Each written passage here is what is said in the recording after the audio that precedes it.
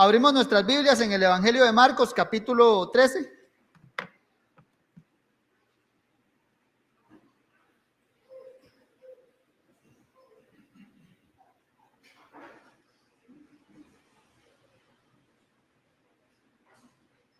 Evangelio de Marcos, capítulo 13.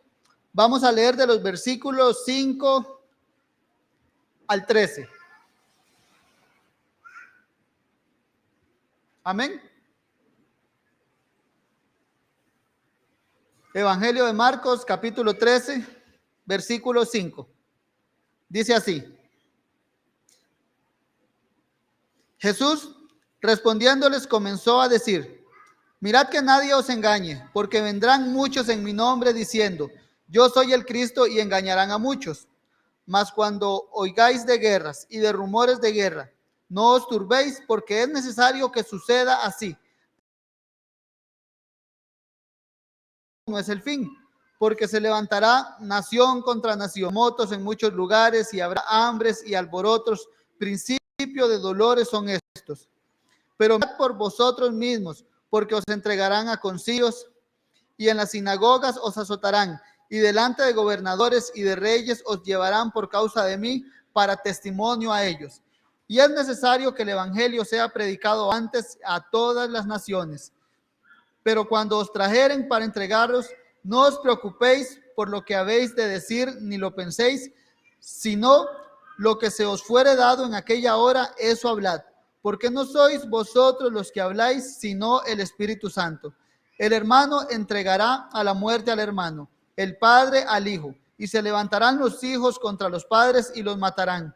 Y seréis aborrecidos de todos por causa de mi nombre, mas el que persevere hasta el fin, este será salvo. Amén. Los últimos domingos estuvimos centrándonos en la primera parte de lo que es este capítulo 13. Estuvimos viendo el contenido de la pregunta que los discípulos le hicieron a los apóstoles. Recordemos, Marcos nos ponía la pregunta en términos de cuándo serán estas cosas y qué señal habrá de todas estas cosas, de cuando todas estas cosas hayan de suceder.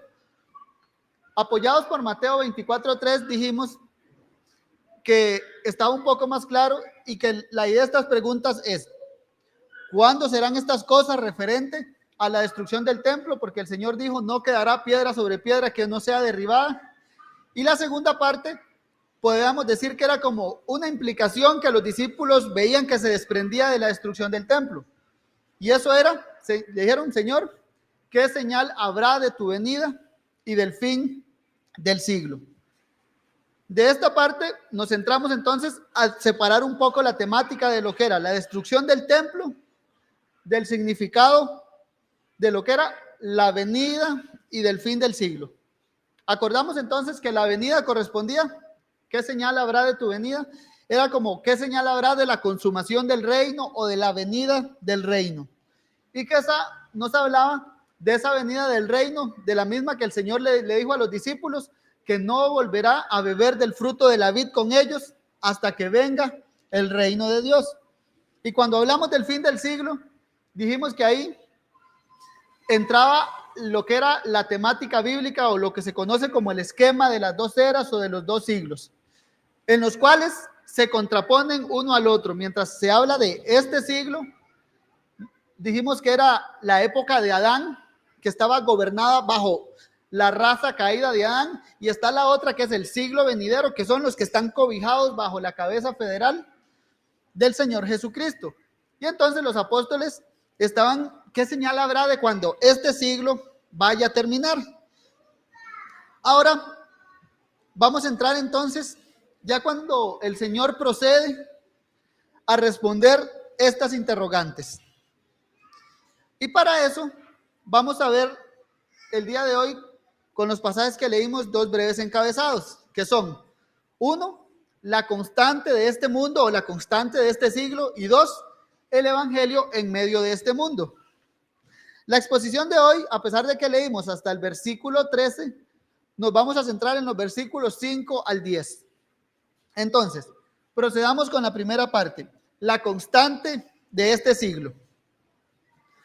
¿Por qué constante? Vamos a ver. Vamos al versículo 5, dice: Jesús respondiendo les comenzó a decir. Lo que vamos a proceder a ver va ligado entonces a las preguntas que vimos la semana pasada y antepasada y tras antepasada, de hecho. ¿Qué es la idea? Entonces, este siglo, el siglo venidero, la venida del Señor, la caída del templo. Y aquí Marcos nos pone eso de manera clara porque dice: Jesús respondiéndoles comenzó a decir. Y Jesús sabiamente, creo yo, comienza con una advertencia y dice en el versículo 5: mirad que nadie os engañe. Jesús va a responder las preguntas de los discípulos conforme a la caída del templo, respecto a la venida, respecto al fin del siglo. Pero Jesús comienza con esto: mirad que nadie os engañe. Estén atentos y no se dejen engañar. Y esto creo que claramente es por el tipo de temática que el Señor va a tocar. Porque cuando hablamos de la escatología, recordemos lo que significaba, es el estudio de las últimas cosas, el estudio del fin del mundo, no sé cómo lo quiera llamar, pero es como el fin de todo. Siempre este tipo de temática se presta, como digo yo, para, lo llamo morbo escatológico, o cierta curiosidad escatológica, o incluso mero sensacionalismo. Se inventan, no sé, digamos que nuestra mente puede ser una máquina para generar N cantidad de lo que se llaman escenarios apocalípticos, y cuando ven que ocurre ciertas cosas empiezan: va a venir Cristo, hay guerra ya, no sé, sobre todo en Oriente, y ya se despierta cierto morbo en algunos sectores evangélicos y la venida del Señor está cerca. Posiblemente el Señor, sabiendo ya todo lo que se desprende de eso, conociendo el corazón humano, lo que es de engañoso, y conociendo incluso el morbo que se genera en esta temática, el Señor comienza entonces con una advertencia y dice: mirad que nadie os engañe. Veámoslo así, que las perspectivas escatológicas de muchos no sean tropiezo para entender la voluntad de Dios, para que no se dejen engañar de cuál es la voluntad de Dios con respecto a ustedes como iglesia. Y versículo 6, ¿por qué no se tienen que dejar engañar? Porque vendrán muchos en mi nombre diciendo: yo soy el Cristo, y engañarán a muchos. Jesús pone claro entonces que algo que vendrá sobre su iglesia, sobre sus discípulos, es esto: vendrán muchos en mi nombre diciendo: yo soy el Cristo, y engañarán a muchos. En pocas palabras, vendrán muchos engañadores. Y entonces el Señor les dice: no se dejen engañar. La advertencia va ligada: que nadie os engañe. ¿Por qué? Porque van a venir muchos falsos cristos. Estos se harán pasar por el Mesías, o por lo menos se atribuirán ciertas credenciales mesiánicas sobre sí mismos. Creo que en nuestros días es un poco, hasta creo que más fácil ver eso, porque si uno ve para atrás, podemos ver en la historia que han habido muchos fulanos que se han dicho: yo soy el Cristo, o traen ciertas cualidades mesiánicas sobre sí. Hace poco creo que había uno muy famoso de este lado de Latinoamérica, creo que terminaba en Miranda el nombre, no recuerdo muy bien, que él decía que era Jesús, que él murió, ahora la esposa dice que ya es Jesús, se cambió un poco el nombre, pero es ese tipo como de morbo escatológico, de falsos cristos. Y el Señor lo que hace es advierte a sus discípulos que no se dejen engañar, porque ellos presenciarán falsos cristos. Digamos, vendrán hombres que traerán el mesianismo sobre sí. Lucas 21:8 dice: vendrán muchos en mi nombre diciendo: yo soy el Cristo, y el tiempo está cerca. Estos falsos mesías se caracterizan entonces por atribuirse, digamos, carácter mesiánico sobre sí, y por generar cierto sensacionalismo o cierta euforia con respecto a la venida de Cristo. ¿Y cómo se caracterizan? Por respecto a atribuirse cualidades mesiánicas. Aparte dicen: el tiempo está cerca, digamos, están a punto. Y posiblemente a estos tales desde el siglo I les está pasando hasta nuestra época, creo yo, les está pasando lo que le pasaba a la famosa historia del niño que decía, ahí viene el lobo, todos se alertaban y el lobo no venía. Esa es la idea como con este falso mesianismo, que están como tan expectantes a las señales que puedan ver con respecto a la venida de Cristo, que están, el tiempo está cerca, y pasa entonces que engañan a muchos. Y el Señor lo que le dice a su iglesia con esto, no se dejen engañar.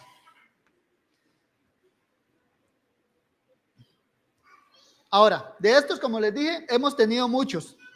Tanto como este reciente, podemos citar incluso a los famosos de entre nosotros, digo Latinoamérica, los famosos testigos de Jehová, que eran al punto que los mismos ponían fechas para la venida de Cristo. Ellos decían que en 1928 iba a venir el Señor Jesucristo.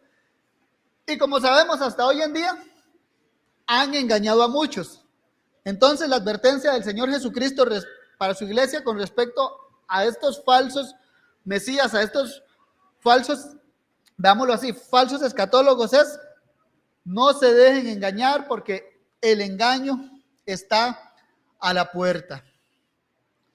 Contra tales, el Señor les dice, no vayáis en pos de ellos. Es lo que le dijo en Lucas, el tiempo está cerca y termina, no vayáis en pos de ellos.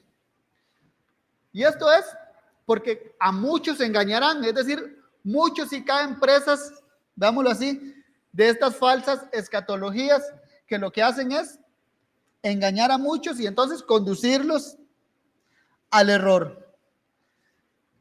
Lo triste de esto, mis hermanos, es que la falsa profecía, la incorrecta escatología o la escatología errónea tiene algo que es que atrae a muchos. Si hay muchos que tienen comezón de oír, va a haber algún falso maestro que le va a rascar la oreja con esa comezón de oír. Si tiene comezón de oír de guerras, de rumores de guerras, de que el Señor está cerca, entonces va a haber un falso Mesías que va a venir a rascarle su oreja con esa comezón de oír. Y por eso el Señor advirtió que nadie os engañe. El mismo apóstol Pablo en 1 Timoteo 4:1 dice así, pero el Espíritu dice claramente que en los postreros tiempos algunos apostatarán de la fe, escuchando a espíritus engañadores y a doctrinas de demonios. Aquí el apóstol Pablo evoca casi que lo mismo. Dice que muchos apostatarán, o es como el Señor dice, a muchos engañarán. Y esos que son engañados entonces son esos que apostatan de la fe. ¿Por qué? Escuchan a espíritus engañadores y a doctrinas de demonios. Y el apóstol Pablo aquí lo pone como una característica de esto de los postreros días. ¿De los postreros días de qué? Los postreros días de este siglo. Y la característica de esos postreros días de este siglo es falsos mesías, muchos engañadores, muchos que vienen aclamándose como el Mesías, muchos que vienen con ese sensacionalismo generando morbo escatológico. ¿Para qué? Para conducir a muchos, veámoslo así, al error, espíritus engañadores. Y entonces, ante eso, el Señor da una primera advertencia que es, no se dejen engañar. Y ahora también el Señor da otra exhortación a su iglesia, y la cual es, no se turben. Versículo 7, dice, mas cuando oigáis de guerras y de rumores de guerras, no os turbéis porque es necesario que suceda así, pero aún no es el fin. El Señor ahora le dice, no se turben, o un poco más claro creo, no se alarmen. Una alarma, o sea, no pongan esas sirenas en rojo sobre ustedes. ¿Y por qué no las deben poner el rojo? Dice, mas cuando oigáis de guerras o de rumores de guerras, no se alarmes. Y es aquí, mis hermanos, cuando se viene esto, creo, a la mente que acabo de decir. Es muy común, y creo que más dentro del pueblo evangélico latinoamericano, cuando pasa esto, hay guerra en Israel. Israel bombardea tal lugar allá en Oriente. ¿Y qué pasa? De inmediato salen banderas de Israel por todos lados y el Señor va a venir. Pero aquí claramente el Señor le dice a su iglesia, cuando oigan de guerras o de rumores de guerra, no se alarmen. Este tipo de noticias despiertan en muchos esa alarma de Jesús va a venir, pero Jesús está diciendo, no se alarmen. Y les dice, porque es necesario que así suceda.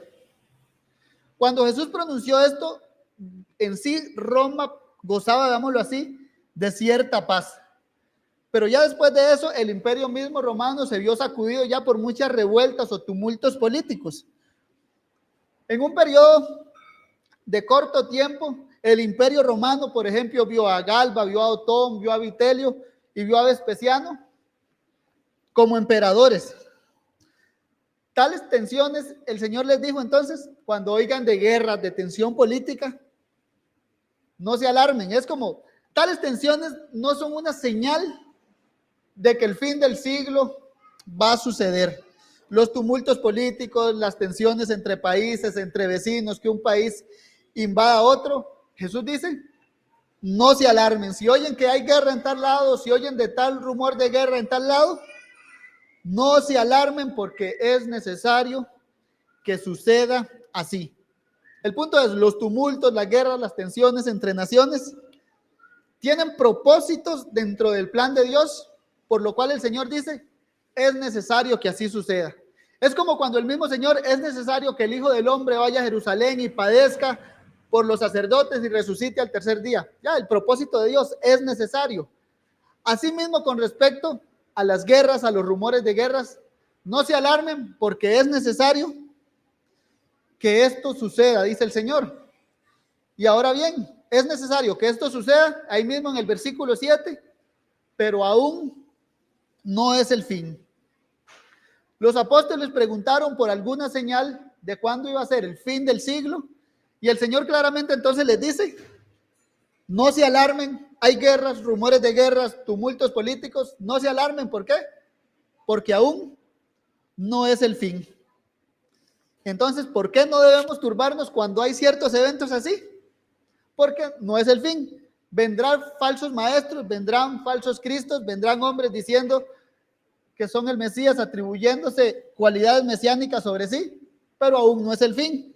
Habrán guerras, rumores de guerras, tumultos políticos, caos.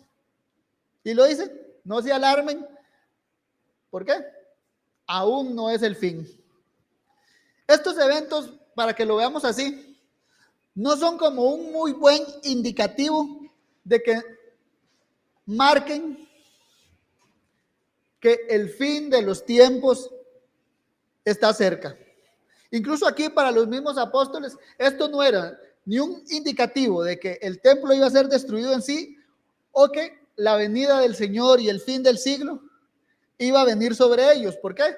El Señor les está hablando de la constante de este siglo. Falsos cristos, rumores de guerras, tumultos. Y el Señor les dice, para tales cosas no se dejen engañar. ¿Por qué? Porque no es el fin. No son buenos indicativos, veámoslo así, de cuándo será el cumplimiento profético de lo que Dios ha dicho o cuándo será la segunda venida de Cristo. ¿Por qué? Porque es la constante. Verso 8. Porque se levantará nación contra nación y reino contra reino, y habrá terremotos en muchos lugares y habrá hambres, alborotos, principios de dolores son estos. La constante de este siglo, digámoslo así, el campo en el que la iglesia se desenvuelve será una de guerras, de rumores de guerra, de caos políticos, de nación contra nación, de reino contra reino. Incluso tiene una constante de desastres naturales, terremotos en muchos lugares, hambres, alborotos. Y aquí el Señor lo etiqueta como principio de dolores son estos. ¿Qué es el punto aquí? Tales señales en sí mismas, el Señor las marca con que nadie os engañe o no se alarmen. ¿Por qué? Porque no son un indicativo contundente de la venida del Señor en sí. Pero el Señor aquí, digamos, le asigna una categoría inaugural. Dice, principio de dolores son estos. Aquí Jesús, digamos, trae como dos antónimos en escena. Aún no es el fin. No se alarmen, ¿por qué? Porque aún no es el fin. Pero ¿qué sí es? El principio de dolores. Los engañadores, el caos político, caos mundial, nación contra nación, reino contra reino, desastres naturales, hambrunas, enfermedades, no marcan tanto el fin de los tiempos en el sentido de que el Señor está cerca, pero por verlo de esta manera, mis hermanos, marcan como el inicio del fin, o la inauguración del fin de los tiempos, la inauguración como de esa recta final, y el Señor la llama principio de dolores son estos. En ese contexto es donde la iglesia se va a desempeñar a cabo llevando su gran comisión, llevando el evangelio a las naciones.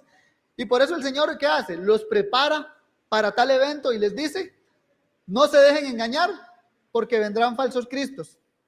No se alarmen, ¿por qué? Porque donde anden, nación contra nación, reino contra reino, entonces va a ser lo normal. Esto que ustedes van a estar viendo aquí en la Roma del siglo I es apenas el principio de los dolores en el cual la iglesia va a estar envuelta.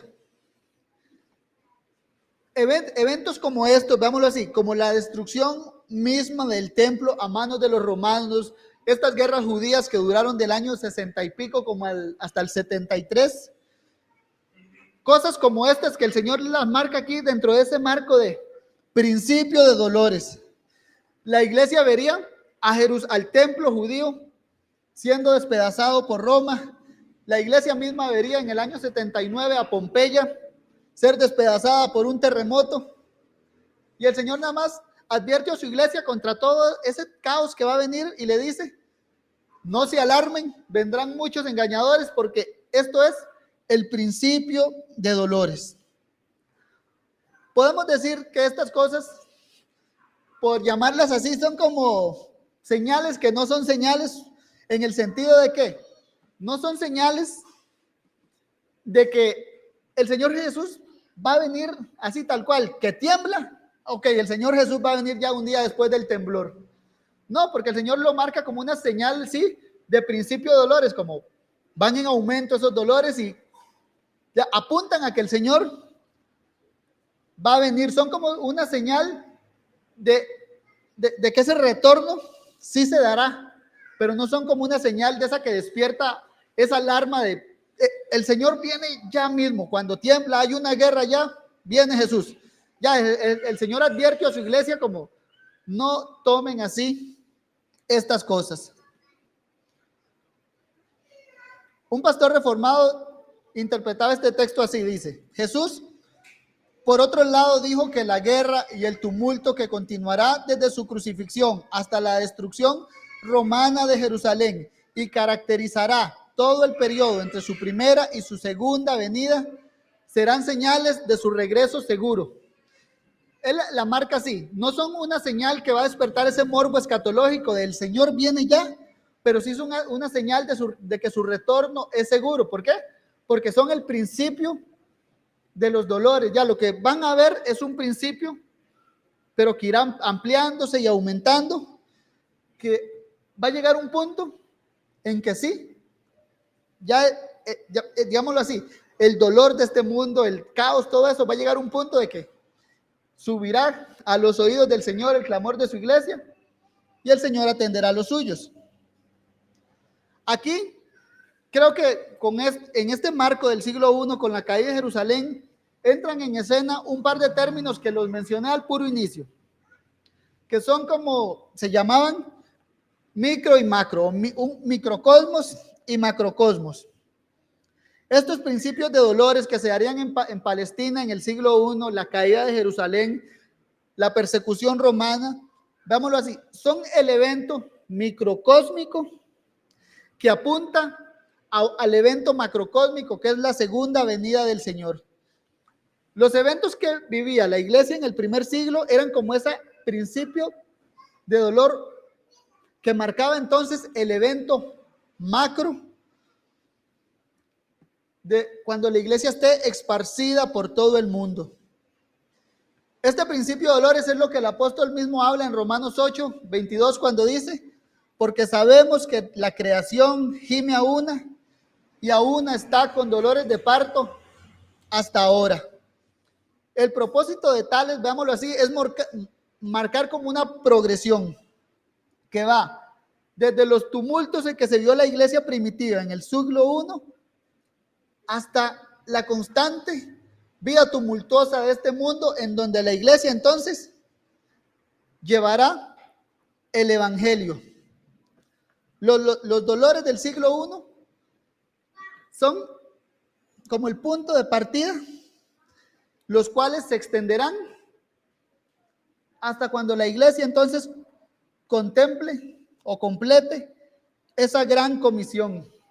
Thomas Cranfield, hablando de este principio de dolores, él lo decía así: el cumplimiento inminente de su deseo más fuerte comienza con gran dolor, pero estos dolores son para ella, dice este principio de dolores, la promesa de que aquello con anhelo que ha esperado. Él marca como la creación va a estar en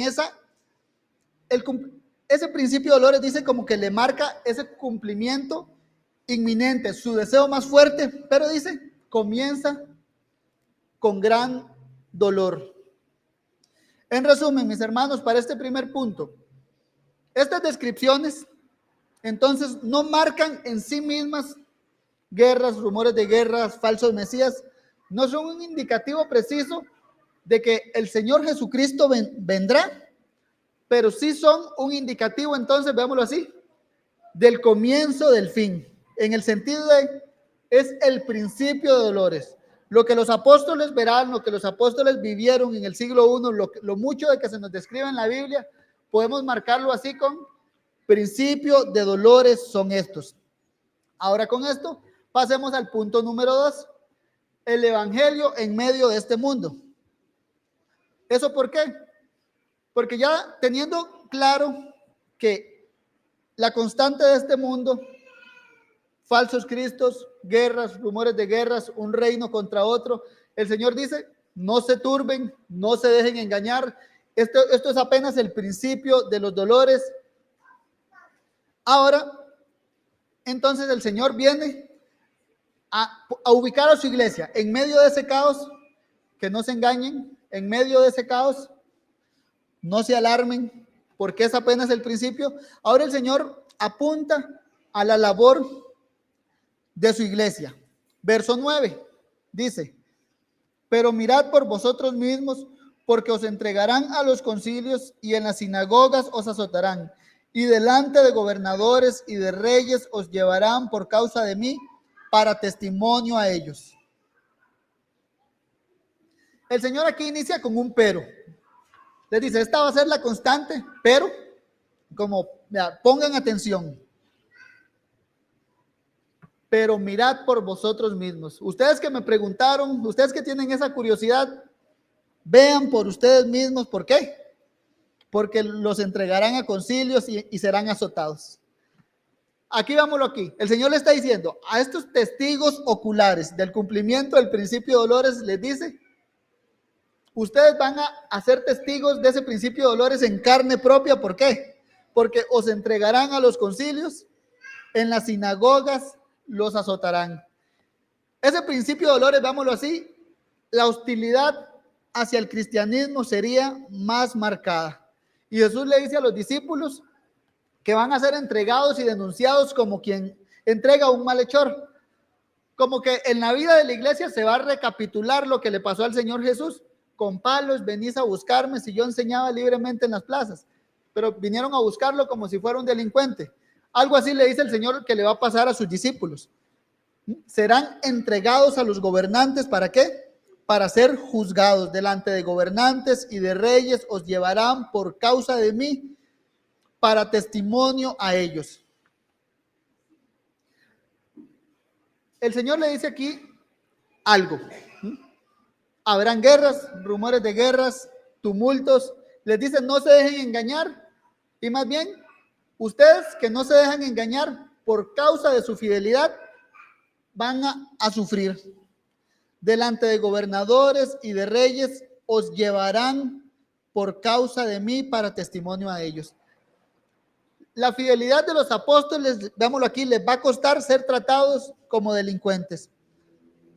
Los apóstoles aquí comienzan a ser partícipes de esa bienaventuranza que el Señor les había explicado ya en Mateo 5. Bienaventurados los que padecen persecución por causa de la justicia, porque de ellos es el reino de los cielos. Bienaventurados sois cuando por mi causa os vituperen y os persigan y digan toda clase de mal contra vosotros, mintiendo. Gozaos y alegraos, porque vuestro galardón es grande en los cielos, porque así persiguieron a los profetas que fueron antes de vosotros. Vamos aquí, los apóstoles entonces, el Señor les dice, esto es apenas el principio de dolores. ¿Y cómo describe ese principio de dolores? Guerras, rumores de guerras, tensión contra la iglesia. ¿Por qué? Serán tratados como delincuentes. Hechos 5:41 describe que cuando el Señor dijo, bienaventurados sois cuando os persigan, se ve una realidad en la vida de los apóstoles. ¿Por qué? Hechos 5:41. Y ellos salieron de la presencia del concilio gozosos de haber sido tenidos por dignos de padecer afrenta por causa del nombre. Lo que Jesús les dijo fue una realidad casi inmediata. Posiblemente el Señor Jesucristo pronunció este sermón de Marcos 13, veámoslo así, un miércoles santo. Y ya tal vez unos 2 meses después, en Hechos 5, un poco más de tiempo, dice, gozosos de haber sido tenidos por dignos de padecer afrenta por causa del nombre. Por causa del nombre serían llevados a reyes, serían llevados a tribunales, serían azotados. Y ellos aquí, partícipes de la bienaventuranza, Lucas los describe gozosos. Los apóstoles serían llevados entonces a todos lados, veámoslo así, como delincuentes. Y dice el versículo 9, y delante de gobernadores y de reyes os llevarán por causa de mí para testimonio a ellos. Los apóstoles serían llevados a testimonios, tanto a tribunales, veámoslo así, tanto de judíos como de gentiles, y esto ocurriría para testimonio a ellos. Ya los apóstoles, con el testimonio de la fidelidad de Cristo, con tener su propia vida en poco, testificaron, veámoslo así, meramente con su vida, delante de muchos, cuál era su convicción. O en palabras de Pedro, cuál era la razón de la esperanza que había en ellos. Ya ellos llegaban a los tribunales y ¿qué hacían? No solo con su vida, sino también con palabras, daban testimonio a ellos de Cristo. Y uno de los ejemplos más claros que tenemos era el apóstol Pablo. Por la esperanza de la resurrección, estoy aquí entre vosotros. Serán llevados para testimonio a ellos. El mundo incrédulo sería testigo de las buenas nuevas de Cristo. ¿Cómo? Por medio de la iglesia siendo tratada como delincuentes. Y aquí en Marcos 13:10 el Señor marca otra constante. Dice, y es necesario que el evangelio sea predicado a todas las naciones. Aquí vemos otro de los propósitos del Señor, de esos que son necesarios. Así como que era necesario que el Hijo del Hombre fuera a Jerusalén y padeciera, así como era necesario guerras y rumores de guerras, nación contra nación, reino contra reino, todo esto es necesario, pero no es el fin. Aquí el Señor marca otro necesario. Y es necesario que el evangelio sea predicado antes a todas las naciones. Antes leímos esto. Es necesario que suceda así, pero aún no es el fin. Mateo 24:14 lo dice así. Y será predicado este evangelio del reino en todo el mundo para testimonio. Es como los apóstoles van a ser llevados a tribunales para testimonio a ellos. Para testimonio a todas las naciones, y entonces vendrá el fin. El Señor marca aquí que ambas cosas son necesarias. Tanto guerras, rumores de guerras, tribulación, son necesarias. Hay un propósito eterno en las mismas, pero también hay otra cosa necesaria, que el evangelio llegue antes a todas las naciones. Aquí el Señor prepara a su iglesia entonces para lo que vendrá. Por eso les dice que no se dejen engañar. ¿Por qué? porque es necesario que el evangelio sea predicado a todas las naciones. Por eso les dice que no se alarmen cuando hayan guerras y rumores de guerras y nación contra nación, reino contra reino, porque en nación donde su iglesia vaya, al reino donde su iglesia vaya, va a haber rumores de guerra, van a haber terremotos, van a haber hambrunas. Por eso, no se dejen engañar y céntrense en, es necesario que el evangelio sea predicado a todas las naciones.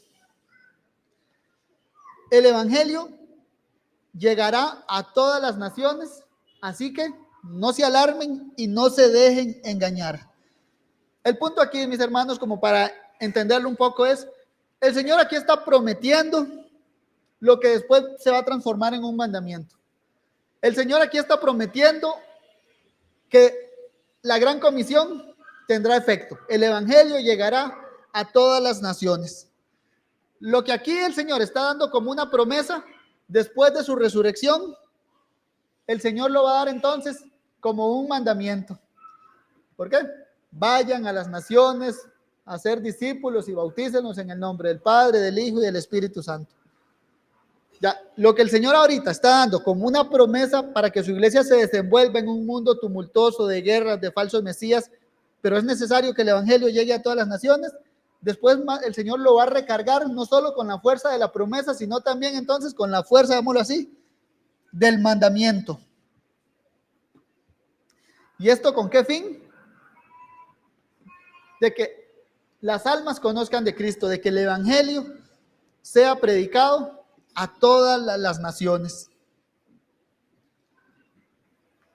Mateo 24:14, lo leemos de nuevo, dice, y será predicado este evangelio del reino en todo el mundo, para testimonio a todas las naciones, y entonces vendrá el fin. Por un lado, el Señor les dice, cuando oigáis de guerras, de rumores de guerras, no os turbéis, porque es necesario que esto suceda así, pero no es el fin. Guerras, rumores de guerras, entonces no marcan el fin. Van a ser la constante porque es necesario.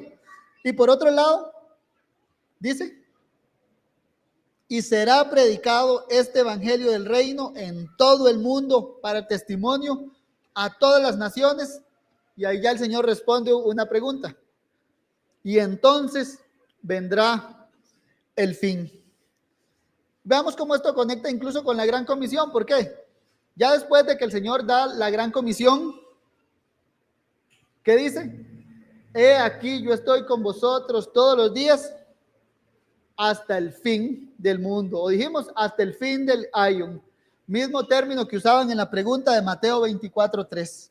Aquí el Señor marca ya, veámoslo así, una breve respuesta a la pregunta que realizaron los discípulos. ¿Qué señal habrá del fin del siglo? Será predicado este evangelio del reino en todo el mundo para testimonio a todas las naciones y entonces vendrá el fin. Ahora bien, esto creo que debe hacernos que en nuestra mente surja una pregunta y es, no debe ser entendido este fin como algo distante, porque los apóstoles no lo entendían meramente como algo distante, digamos. Cuando uno lee los escritos apostólicos, Pablo, Pedro, los demás apóstoles, para ellos la venida del Señor, la consumación de los tiempos, estaba como cercana a ellos. Tal vez si uno piensa, si pone los pies de ellos y uno dice, mira, el evangelio va a ser predicado a todas las naciones y vendrá el fin, falta mucho tiempo para que venga el Señor Jesús. Pero cuando uno va al Nuevo Testamento, siempre se ve esa constante de Maranata, el Señor viene. ¿Y eso por qué? Porque hay una gran tensión, dijimos al inicio de estas enseñanzas, es este tipo de profecía o escatología siempre está marcada por una tensión entre lo cercano y lo lejano, siempre están como tensamente unidos. Los apóstoles incluso mismos creían en eso, en la venida del Señor cerca, en lo que se llama tradicionalmente como la inminente venida del Señor. ¿Por qué? Porque hasta ellos mismos presenciaron cómo ese evangelio del reino estaba llegando a todas las naciones. Hasta ellos mismos hablaban en esos términos de el evangelio está siendo predicado en todo el mundo. Digamos que este principio de dolores o estos últimos tiempos están marcados por esa tensión de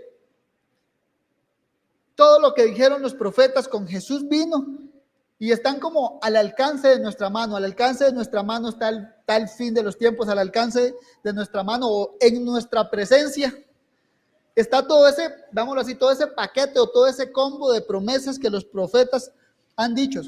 Por eso Pablo mismo preparó a las iglesias del siglo I a qué? A que ellas mismas esperaran la resurrección.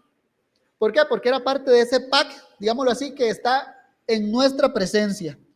Es como cuando el Señor dijo, el Señor de los tiempos, perdón, el tiempo se ha cumplido, el reino de Dios está cerca, está a nuestra mano, está en nuestra presencia. Algo así es la idea de esta tensión entre lo cercano y lo lejano. ¿Por qué? Porque la idea es que está a la mano, el juez está a la mano, dice Pedro. El fin de todas las cosas se acerca y a la vez es necesario que el evangelio sea predicado a todas las naciones. Por eso, por un lado, en el Nuevo Testamento uno ve como esa tensión de el Señor viene, pero por otro lado uno ve que los apóstoles entendían su labor de es necesario que el evangelio sea predicado a todas las naciones. ¿Y qué hacía Pablo? Debo ir a España a predicar. Ya, hay mucho lugar inalcanzado. El Señor viene, está esa tensión de que el Señor va a venir, pero no me dejo alarmar, no me dejo engañar, sino que voy a predicar el evangelio. Y hasta aquí, mis hermanos, esta primera parte de la exposición. Terminemos brevemente con un par de aplicaciones. Por un lado, creo que ya debemos tener claro algo. No nos debemos dejar engañar entonces, ¿por qué? Por ese sensacionalismo escatológico que puede caracterizar mucho de nuestro tiempo. Cuando digamos de guerras, cuando veamos noticias, cuando veamos desastres naturales, inundaciones, terremotos por allá, terremotos por acá. Entonces creo que eso nos debe quedar claro de no nos alarmemos. ¿Por qué? Porque el Señor dijo, con esto no es el fin. Y aparte, lo que debemos concentrarnos es que el evangelio sea predicado a las naciones. Muy similar a lo que el Señor dijo en Hechos 1. No os toca a vosotros saber los tiempos o las sazones que el Padre puso en su propia potestad. Cuando oigan de guerras, de rumores regueras, recuerden esto. No os toca a vosotros saber los tiempos o las sazones que el Padre puso en su sola potestad. Y es necesario que el evangelio sea predicado a todas las naciones. O me seréis testigos en Jerusalén, en toda Judea, en Samaria y hasta lo último de la tierra. Ante la especulación y el morbo escatológico, lo que su iglesia debe hacer es concentrarse en las señales, ¿no? Concentrarse en su labor, que es predicar a Cristo. Antes de estar tratando de atinar fechas, proximidad, ver en un huracán que va a venir el Señor, ver en una guerra que va a venir el Señor, lo que la iglesia debe hacer es predicar de Cristo. Y aquí entonces debemos recalcar el deber de la iglesia en medio de este mundo es ese, predicar a Cristo. De nuestro lado, sabiendo que tenemos la promesa de que el evangelio llegará a todas las naciones, deberíamos entonces ya predicar el evangelio con esa convicción de ¿qué? De que es una promesa del Señor. Y por otro lado, aparte de esa promesa de que el evangelio llegará a todas las naciones, el Señor Jesucristo, vámonos así, como que le puso otra promesa encima, que es yo estaré con vosotros todos los días hasta el fin del mundo. ¿Y qué con esto? Que nos motivemos entonces en medio de este mundo a eso, a predicar el evangelio. ¿Por qué? Cristo prometió que su evangelio sería predicado en todas las naciones. Cristo prometió que su compañía estaría con su iglesia en medio de todas las naciones. Y con esto, mis hermanos, de verdad es, motivemos nuestro corazón ¿a qué? A hablar de Cristo. Ya sea evangelizando, incluso con la iglesia que sale cada 15 días los domingos por aquí en las cercanías, pero no lo resumamos solo en eso o no lo limitemos solo a eso, sino, siempre digo, en donde estemos. Evangelice a su vecino, al que va a la par del bus, en su trabajo. Ya, tenemos un campo misionero exageradamente grande, nos movemos por muchos lados. Si contamos cada cabeza aquí, creo que cubrimos bastantes kilómetros. Imagínense eso entonces, que cada uno de nosotros testificara de Cristo donde esté. Ya, esa red, veámoslo así, creo que sería bastante grande. Y esto es lo que marca la actividad de la Iglesia de Cristo en medio de este siglo malo. ¿Qué es? Predicar de Cristo. La misma comisión, mis hermanos, tiene un fin escatológico en sí. ¿Por qué? Porque es necesario que el evangelio sea predicado a todas las naciones y entonces vendrá el fin. ¿Queremos que Cristo venga? Bueno, no paremos de predicar, es el punto. ¿Queremos que Cristo venga? Antes de estar haciendo cálculos, poniendo letras al revés, calculando tiempos, prediquemos. Ya, eso es lo que el Señor pone claro. Su iglesia debe estar preocupada en llevar el evangelio a todas las naciones y entonces vendrá el fin. Queremos ser partícipes de la venida del Señor, queremos verlo venir. Desvivámonos, ¿por qué? Por predicarlo a Él. Oramos, mis hermanos. Dios santo y bueno, gracias te damos, Señor, por recordarnos esa labor que tenemos como iglesia, la cual es predicar de Cristo. Y gracias te damos también, Señor, porque nos recuerdas que estamos en un mundo donde hay engañadores y somos débiles y podemos ser engañados. Mas tu palabra es clara cuando nos dice que no nos dejemos engañar y que no nos alarmemos. Ayúdanos, Señor, a eso, a mantenernos fieles a ti, a predicar a Cristo a tiempo y afuera de tiempo en donde estemos, Dios bendito. Concédenos un corazón valiente, un corazón fiel y concédenos las ganas y la valentía, Señor, para andar hablando de Cristo donde quiera que estemos, Señor. Ayúdanos a perseverar en esta gran labor mientras estemos en medio de este siglo. Te lo suplicamos en el nombre de Cristo. Amén.